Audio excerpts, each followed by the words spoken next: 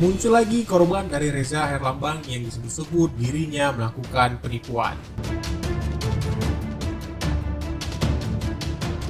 Salah satu nama yang muncul adalah personil band yang dikenal dengan Lutfi Softcase, di mana Lutfi ini adalah seorang yang pernah bekerja sama dengan Reza Herlambang dalam sebuah proyek lagu yang nasibnya nggak jauh beda dengan Iva Dewi, sebuah proyek lagu dengan nilai yang sangat besar tapi proyek lagu tak kunjung beres. Dia bercerita dalam videonya kalau dia benar adalah salah satu korban penipuan Reza Herlambang yang ditipu dalam sebuah kerjasama. Semoga orangnya akan speak up.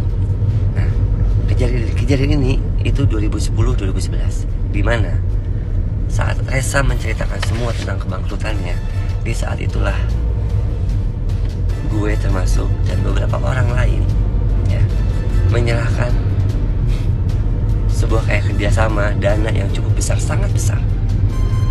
Nilainya nggak usah disebut, takutnya salah. Tanya aja Rezanya. Oke. Tidak jelas, berlarut-larut, akhirnya hilang begitu saja. Mungkin kayak gue dan lain-lain masih ada yang bisa bertahan, tapi ada beberapa orang yang sampai saat ini hidupnya jauh lebih sulit, lebih ngenes. Masih terusir dari kontrakan ke kontrakan lain, masih harus pinjam sana sini walaupun hanya untuk beli token listrik. Anak yang multi talent dan covernya di repost sama Virgo dan lain-lain, tapi dia nggak pernah mau speak up. Dia berusaha keras, mentalnya dijatuhin. Res, percaya nggak? Berapa hari ini semua lo ceritain kemana-mana tentang kehidupan lo, tapi lo nggak pernah ngubungin mereka. Tentang kesedihan lo, kesulitan lo, tapi ternyata lo jauh membuat orang lain lebih susah, lebih sulit. Jadi coba lo pikir, mungkin aja kesempatan lo kali ini adalah doa dari mereka yang hidupnya udah di ujung tanduk. Oke? Hubungin mereka secepatnya, tanyain kabar, tinggal di mana, seperti apa. Itu bentuk pertanggungjawaban moral aja dulu. Oke? Saat ini mereka hubungin lo masih di blok. Ya, semoga Tuhan membuka segalanya.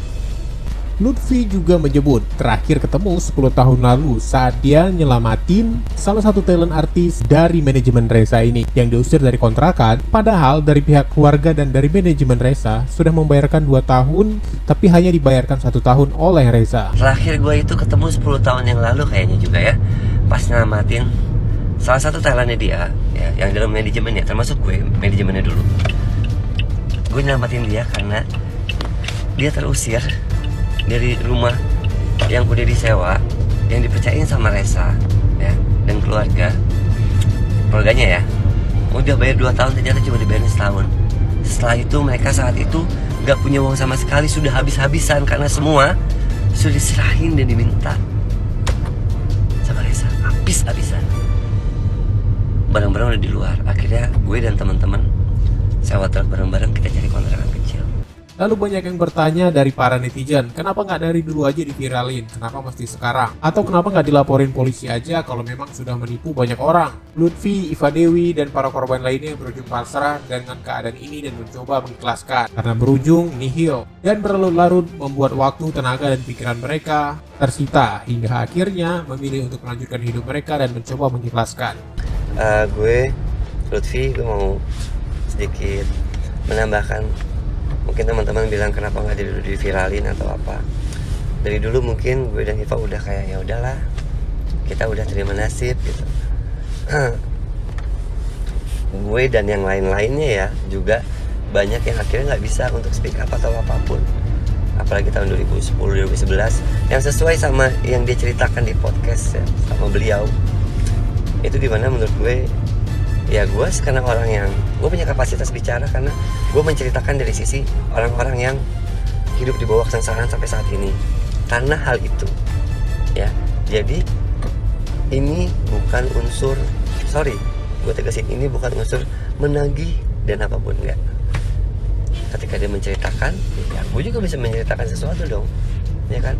Minimal semesta bekerja kalau ada di mana hal yang benar gue coba ungkapin, gue kasih tahu, karena beliau pun gue rasa minim untuk melihat ke arah kesengsaraan orang-orang yang dahulu percaya sama dia.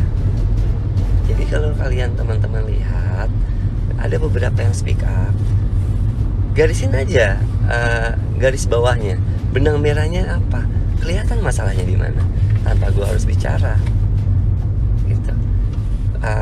Mungkin masih udah ada juga yang speak up banyak dengan statement-statement, ada juga yang masih belum speak up karena mereka ya udahlah percuma juga gitu. Tapi enggak, gue di sini mau berusaha untuk supaya nggak ada lagi hal-hal yang senasib kayak gue ataupun Iva dan lain-lain.